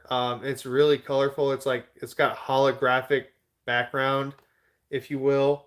And uh, this is a Pokemon Stadium 1 in Japan. This is Pokemon Stadium 2 in the United States. I don't know why, but this is Pokemon Stadium 2 in Japan. See the 2. And this obviously is Pokemon Stadium 1 in the United States. I would like to maybe know the story behind that. I'm not the biggest Pokemon fan anymore. I mean, I love Pokemon Gen 1. I love Pokemon Gen 2. What's up, Space Trance? How you doing? Uh, yeah, you're right. That's who it is. I don't know how to say his name, but yeah, that is the right name. Um, but Pokemon Stadium 1 is Pokemon Stadium 2 in Japan. I don't know. Now, it does show um the expansion pack, or the you can basically put your Pokemon cartridge, your Game Boy cartridge in the back underneath the controller there. So that's there. It's kind of cool, and then it's showing that you could play Pokemon Yellow or Pokemon Blue or Green or Red or any of the original games. You can play them using that little expansion port on the back of the N64 controller, and it would have been really cool if Nintendo, and I know they had the Super Game Boy. I realize that, and then also with the GameCube they had the expansion, or the Game Boy player, where you had to find the disc and all that to play it. So I get it, but it would have been cool on the N64 to have like a N64 Game Boy player, something like that. And I mean, I'm sure there might be some kind of like mod out there for that. I have never looked into it, but I'm sure there's some way, somehow you can do it. Oh, there actually is a off-brand. Um, I believe it is like a Game Boy player. I believe for the Nintendo 64. There's a lot of strange, weird accessories for the N64. Let me show one more strange accessory. Talking about accessories here. Well, you got the Rumble Pack here, and I have a complete in box. And look at this, R Zone. That is from Toys R Us. Talking about labels and stickers and history and stuff. Man, that is so cool. The R Zone. That's what they called their gaming section for a while in Toys R Us. And my gosh, that was so long ago, and just it wasn't the best decision. They were trying to be hip and cool and all that, and all that, and be with the millennials and all that, sort of the next millennium and all that. Now this is bizarre. I found this in a game store in Kansas City, Missouri. No, actually, it was Independence, Missouri. It's right outside of Kansas City, and I found this, and it's still sealed. I'm really tempted to open it because it's kind of bizarre. But it's the tilt pack accessory here. So it's kind of like motion controls, if you will, and you plug it in to the N64 itself there with that little dongle thing, and apparently, when you move the controller, that's how it moves in the game. I'm not sure how well this thing works, if it works at all. But when I saw this for $5, and I'm like, oh my gosh, this is right up my alley. This is something I gotta have. And this is what I'm talking about when I say I collect weird and bizarre things for the Nintendo 64. And yeah, I want more weird stuff. I want more strange, weird stuff for the system, just because I love the system so much, and it's just so fun for me to collect for. And it's weird collecting for the N64 now. Not the games, but it's a different kind of collecting, and I like it. It's more casual, because there's a lot of stuff out there like this. I don't know about this. I didn't know about this. I'm gonna know about NFL Blitz 2001. I'm just looking down at a random game. I'm gonna know about that as a collector. But me as a Nintendo fan, Nintendo 64 fan, I am not gonna know about this unless I see it in front of me, and I want to have it, that kind of thing. So, and that's what makes it a little bit more fun for me collecting right now, is finding weird, strange stuff like this out in the wild. Is there anything else I want to show off with my Nintendo 64 collection? Let me just show my couple things here. So this is really cool. A friend of mine sold me his collection, and I'll show this again here. He sold me his collection probably about 5 or so years ago, give or take a year. And his, I believe it was his aunt, she owned a local video store here in town, rental store. They rented video games, and they'd been around for ages. And anyway, when they were going out of business, when they were selling off a big chunk of their inventory, he was able to actually get some of their stuff. And he got and it's the same rental store where I'd go to rent games almost every single weekend. I probably rented this Nintendo 64, but this is the label that they had, and I still have the 64 somewhere. I have it separated so that I know it's from my rental store that I rented from as a kid. But he had this in his big pile of junk, and I immediately recognized it because I rented a Nintendo 64 system before I owned a Nintendo 64 system. And this probably could have been the same system I rented as a kid. Now that's one of a kind of local, kind of personal history. And I love finding stuff like that. So that's kind of a cool little personal thing. Conker's Bad Fur Day. Yeah, I have that. I actually have that complete in box.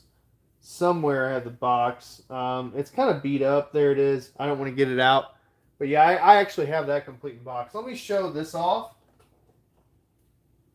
It's kind of different.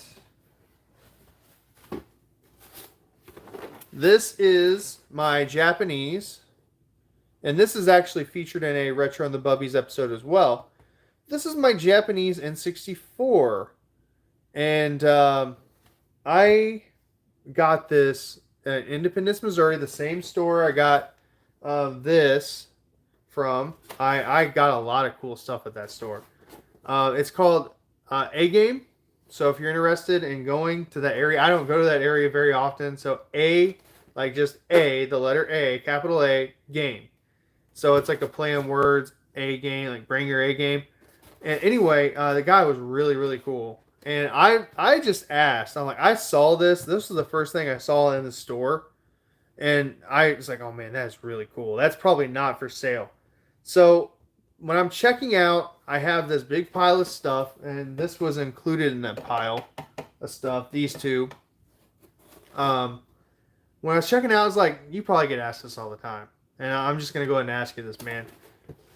Are you selling the Japanese 64? And he's like, he no hesitation. Yep, it's for sale. And this guy was really cool. This guy was awesome. We have footage of him. I don't remember his name. I'm sorry. I have his business card. I try to keep. I'm looking in the direction of where I keep all my business cards from local stores, collectors, etc. Toy stores too.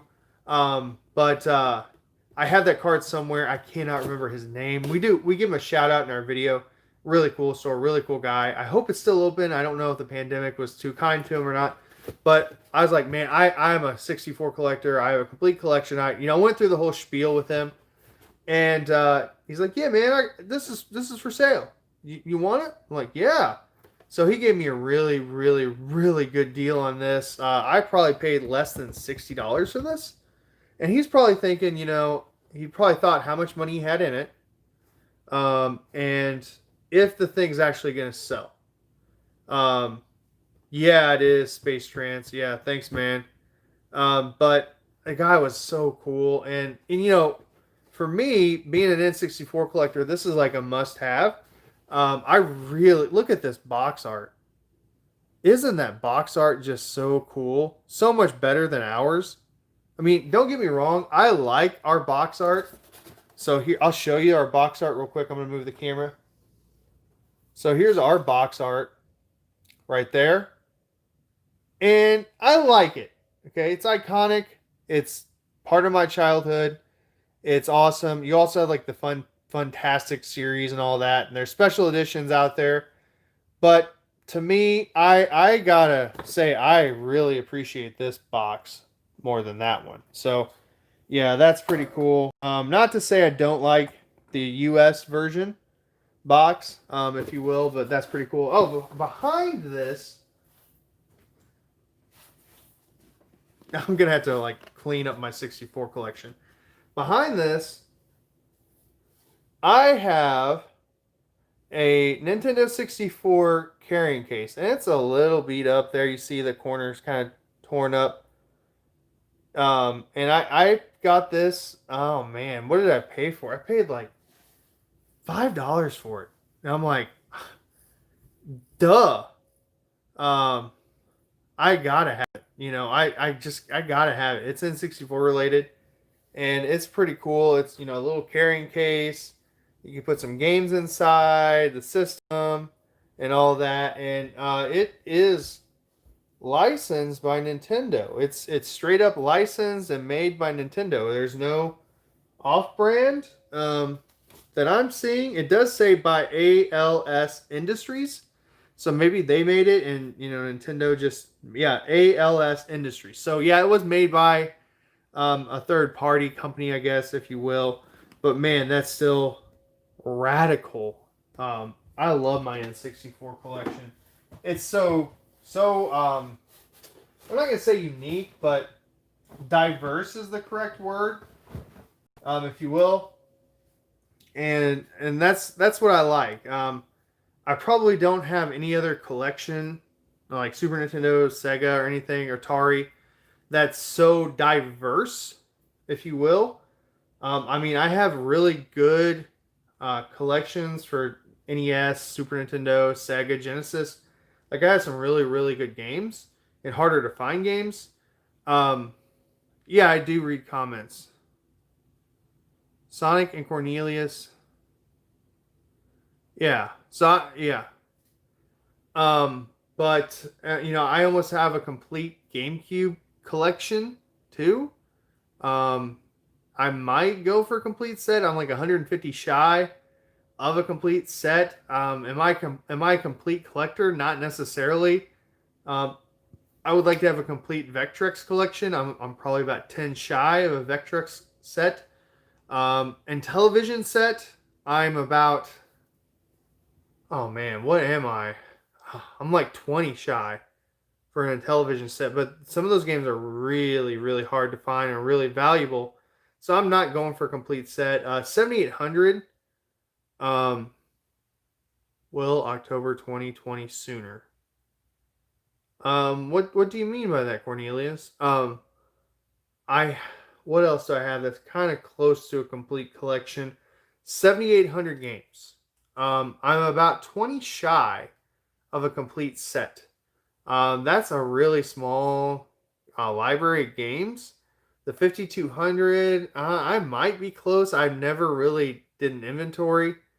Thank you, Space Trance. And this is all for fun and all, just a fun hobby to have.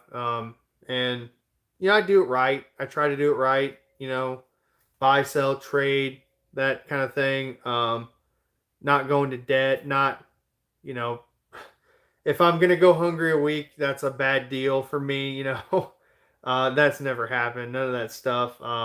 Just I try to be reasonable with collecting, even though I do have a really big collection, close to about 6,000 games or so.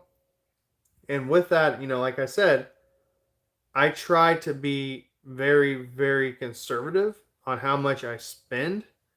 And especially here lately, the past year, everything that I've added to my collection, not everything, but bigger purchases, I want to say, or if I'm buying like a big lot, Sonic and Cornelius Inside Adventures Medical Vor Factory on Nintendo Switch, October 31st. Oh, cool. Cool. So it's a new Sonic game? Awesome. But I like literally, if I'm going to buy a game that I know is worth a little bit of money, I'll go out of my way to try to sell some of my inventory, my extra inventory. I call it inventory because I'm Missouri Game Con. But I try to go out of my way to make a little bit of money off of that, sell some stuff, and then and that's just how I get my money back. So the Jim Carrey Sonic the Hedgehog movie. My thoughts on it? I know there's going to be a second one. I know the second one's been announced. Now, as far as my thoughts, I saw it in theaters. I went and took my nephew, Christian. Um, I'll answer that question next, Space Trance. As far as Sonic, the movie, the Hedgehog, the movie, it was fun. You know, was it something? Was I happy with every single aspect of the movie? Not necessarily. Did it capture the essence of Sonic? I'm gonna say yes. But I didn't like it. I didn't like it too much. I did like Jim Carrey though. I'll say that Jim Carrey was enjoyable. Um, Jim Carrey video game commercials. Is that like when The Mask came out in the 90s or something? Or is there like a hidden Ace Ventura video game that I don't know about or something? I'm not sure what you mean. So game conventions. I actually had this conversation with my wife. We take a daily walk every evening. Try to. We actually talked about this. I don't even know why. I don't even know why we talked about it. It's kind of funny how conversations kind of lead with my wife. I mean, we don't talk about video games, hardly ever. But we start talking about it, and she's like, "Do you think you're going to be able to go to conventions next year? Do you think?" I'm like, "Well, the only way we are, we're going to be living in this COVID world for a little while longer. I'm going to say then probably anywhere from 6 months to a year. We're going to be living in this type of environment, this type of, cautious, wear a face mask, social distancing, limit numbers and all that stuff. And, until we get a vaccine and I am not promoting or saying get vaccinated or whatever. I'm not either way. I'm neutral. I'm neutral on that subject. And I try not to talk politics on my channel ever, if I can help it, unless I'm talking about what's that one? It's an Intellivision game. Bringing up the Intellivision. It's like Election 84 or something. That game's weird, bizarre stuff. But anyway, I'm really hoping and praying that we have conventions summer of 2021 or spring of 2021. Um, I have a feeling that people are going to be pretty tired, even if we don't have a vaccine. I have a feeling people are going to be pretty tired of COVID-19 a year from now, if you will. And I feel like some people, some convention runners, people that organize it, they're probably going to go forward with them. But what they might do is they might limit the number of tickets that they sell, or social distancing like all the way, and promoting it that way. I know there's been some local. It's called Toy Man, and it's a local toy convention. It's actually monthly. They do it every month, and they. Oh, sorry, I got disconnected for a second. So they just had this toy convention this past month in August, and they did it very, very successfully. Social distancing, you had to wear a mask inside. They limited how many people were in the hall at a time. So that's also something that convention runners might do. They might say, hey, there's 100 people or whatever it is, the limit is, in a convention hall or wherever they're doing it. And so once X amount of people come out, these people waiting in line that are social distanced, they can be next to go in and buy whatever. So I think that we will have conventions one way or another next year. That's just what I think. If we don't have conventions, these conventions won't be around very much longer. And these conventions are more popular than ever. There's so many of them around the nation that I've seen pop up in the past 5 years. Um, it's kind of weird stuff, is it? I'm not sure what you mean, Cornelius, but yeah. So these convention runners, they're really gonna be desperate if they're not able to have conventions next year. Yeah, they're actually have. So there was one interesting one in the Arizona area. They did a virtual. I'm not sure how successful it went. It's Gamester 81. He's the guy who runs it. I can't remember the name of the convention because I don't plan on going to it because it conflicts with Missouri Game Con. I think it's the same weekend every year. So I'm not able to go. I'm going to support Missouri Game Con every year because it's in my backyard. So why not go? And I love that community. I love the people that run it and just the people involved in it. It's just something I plan on going to for a very, very long time. So anyway, they did like a virtual type thing, and they did some like really, really cool interviews, some exclusive interviews. Like I can't remember. I think they interviewed the actor who played Lucas on The Wizard. You know, the little kid, the actual wizard. They interviewed him, and they went and they went through the whole movie and the process and the filming and the history and stuff and the legacy of the wizard. So that was really cool too. Um, for them to get some kind of cool interviews like that and try to do some sort of an event. They actually rented out, and it was limited. They actually rented out a movie or good Lord have mercy, a drive-in movie theater. Sorry, drive-in movie theater, and that's where they screened the interview, and that's where they screened most of the event, if not all the event. And they were very creative with it, and they wanted to do something even though COVID-19 is going to limit it. So what about a Kamikaze Squirrel? That's a really, really underrated Super Nintendo game. I did own it at one point in time, and I sold it before I became like a pretty um, serious collector. I guess I sold it, and man, that game has gone up in price so much. And the thing is, I don't even care about the value of it because the game is so much fun. I loved playing that game back in the day. It's underrated. Nobody really talks about it. Kamikaze Squirrel. It's a really fun game, and I recommend it if you haven't played it. Okay, so I'm coming in on 2 hours. I was supposed to get my homework done. Um, I kind of did this video on purpose. I really wanted to procrastinate, and really, it's gonna only take me like 20 minutes to type out what I need to type out on my homework. So I could have been done 2 hours ago. SpongeBob SquarePants Zero the Kamikaze Squirrel crossover. So is that a real thing? I hope not. I don't know. I've never heard of that. That'd be cool, I guess. I'm not the biggest SpongeBob fan. I'm kind of a little bit older for that. That came out in 1999, and that's kind of when I started going into high school, that time frame. So let me show you guys one more thing with my N64 collection, and I'm going to wrap this live stream up.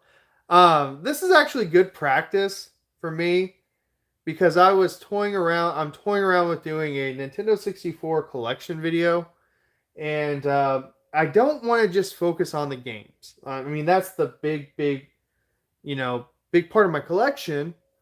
But I don't just want to go, this is Kobe Bryant, courtside 2.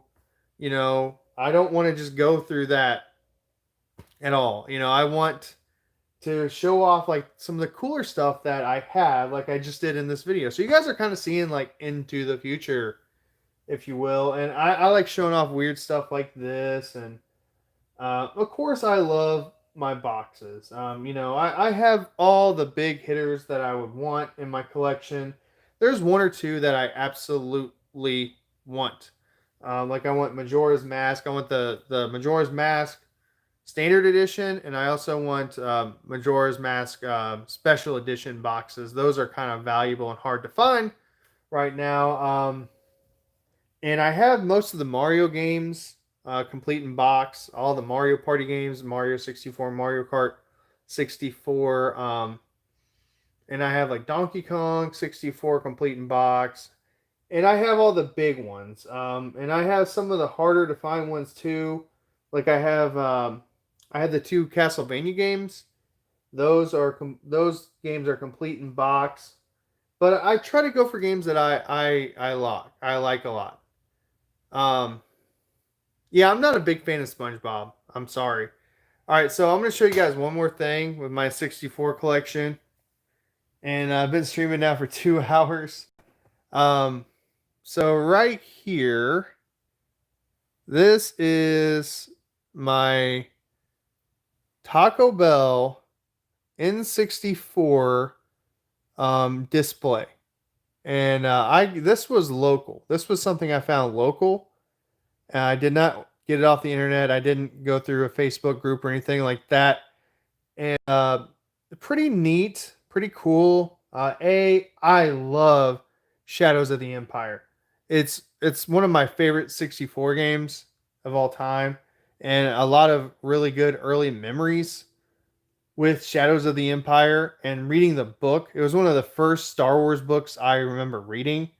And I read it because of the game. I was so in love with the game that I ate up Shadows of the Empire. I loved collecting the toys. The toys were amazing. Those were my first Star Wars toys that I ever owned and bought as a kid. And show Nintendo 64. You're putting Nintendo 64 storage building. What does that mean? I'm not sure what you mean there, pal. But this was from a Taco Bell, a local Taco Bell, and they were promoting Star Wars very, very heavily. I'll actually show you guys another poster. You can kind of see it back here. I'll go to that one too to wrap up the video.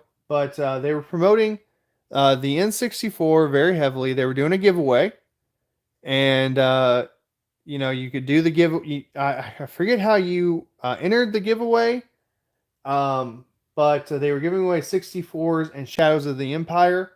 There was also another um, there was also another giveaway they were doing right around this time. They were giving away a Batmobile.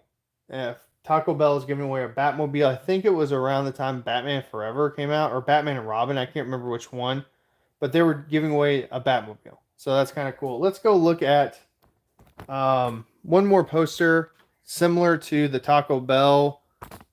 Sorry for the shaky camera. And hey, I could put my. There we go.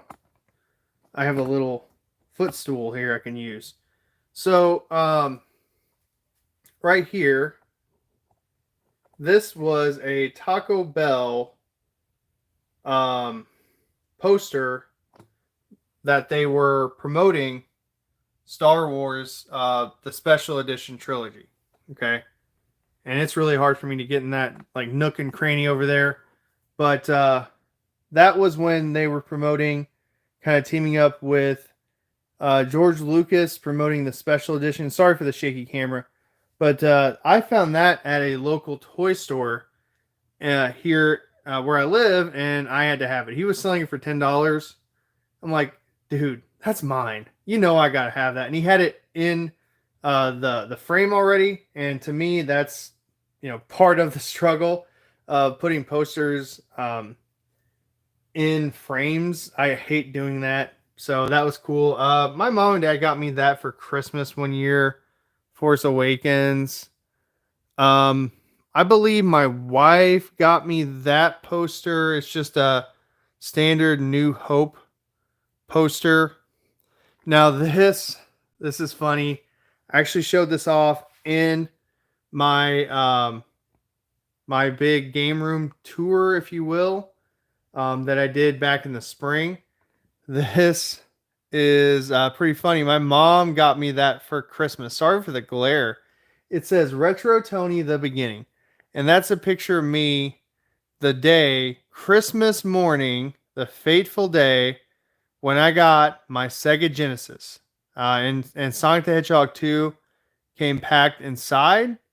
And I begged and begged my parents for a Sega Genesis. And that was my very first system ever. Like my system that I can call my own. And we shared a Nintendo 64, not Nintendo 64. Well, we did share a Nintendo 64, but my brother and I, we shared a Super Nintendo, an Atari, an NES, and then this one was mine. We also shared a 64, later a PlayStation 1, which it kind of became my brother's, until I got my own that was my PlayStation, because our PlayStation was one of the defective ones where you had to put it on its side in order to get it to work. It was so bizarre how we had to basically do that. Okay. So yeah, and let me show off these signs real quick. I just got these at a local family video, and I think I showed them off in a video. I think I did in a pickup video. But they're newer signs: Wii U, DS, Wii, PlayStation 3. Sorry, I'm holding this camera weird. And then I also got a 3DS one. Let me get in the frame here. 3DS sign there. Sorry for the shaky camera. But I got all those for free at a family video. And it was really cool because I've gone in there and I bought a ton of games from them. And I'll buy them when they're on sale. I'll buy them when their games they're getting rid of. Like I bought a ton of Wii U games. I bought a ton of 3DS games, PlayStation 3 games, Wii games, etc. And they know me by name, and they were like, "Hey, we have some stuff for you." And I ended up getting that and all those signs. What I mean by that is I got a Final Fantasy VII Remake poster, and that was really cool. I showed that off in a video before too. So let me set that down. And this lighting is really weird right here. Ooh, look at this. So anyway, thanks for hanging out with me on a Friday night. I was not planning on streaming for 2 hours and 5 minutes almost. I was gonna stream for like 30 minutes and then get to work, and then I started talking. I really hope you guys are doing good. Me personally, I'm doing really good. My school year has started off very strong. As a teacher, going back to school was nerve wracking with the COVID-19 stuff going on, and just all the precautions we had to take and still are taking. So I'm gonna hang the live stream up here. My voice is about to go. I've talked all day today anyway, and I'm really surprised my voice has lasted this long. I've talked all day with teaching. So anyway, I really hope you guys stay safe. Hope you enjoyed this. I'm probably going to keep this live stream up. I usually, if I'm doing like an impromptu one like this, I usually delete them or put them to private. But I might keep it on here because I shared a lot about the Switch and the 35th anniversary of Mario, and showing off my 64 collection for crying out loud. That was pretty fun going through that, and it's actually been a little while since I've looked at that collection. I'm not gonna lie, because I don't add to it every week like I was. So be safe. Hope you enjoy this video. I'm tired. I still am gonna go do my homework for crying out loud. I still gotta do it. And I hope you guys stay safe and be safe. Have a great rest of your night.